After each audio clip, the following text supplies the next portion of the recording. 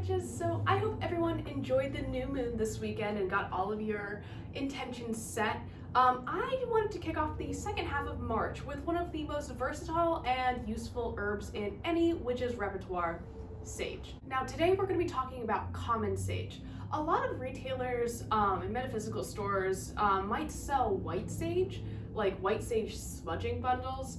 But just as your friendly reminder, white sage is endangered, and smudging is used specifically in like indigenous practices which are closed. So don't buy white sage, it's not, buy common sage. Common sage is super easy to find. You can get it at any grocery store or at any plant nursery. I am starting sage from seed.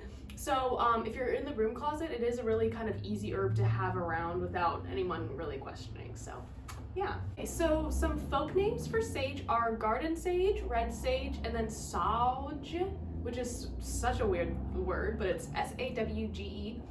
The planet it's ruled by is Jupiter. The element is air. Its powers are immortality, longevity, wisdom, protection, and wishes. So some magical uses: it ensures long life if you eat it daily, or some people say if you eat it daily in the month of May, it'll make sure it'll prolong your life.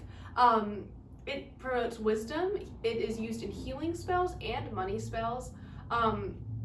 It is great for guarding against the evil eye, which I think we talked about in our protective symbols episode. Allegedly, it is bad luck to plant sage in your own gardens and have it be the only plant in that bed. So I am going to be definitely planting it with some other stuff. So toads really love sage, apparently. So if you're trying to attract toads or do some toad magic, maybe plant some sage in your garden. And then finally, in terms of wish granting, what you'll do is, this is kind of a cool spell, I guess. Instead of writing a wish on a bay leaf like a lot of people do, you can write it on a leaf of sage, and if you put that under your pillow and you sleep on it for 3 nights, if you dream about your wish coming true at any point in those 3 nights, it will actually come true. And if it doesn't, you should bury it and give up on that wish, basically. So it's like wish divination. You can also just write a wish on a sage leaf and burn it kind of like you would with a bay leaf. So if you don't have bay, you can get sage.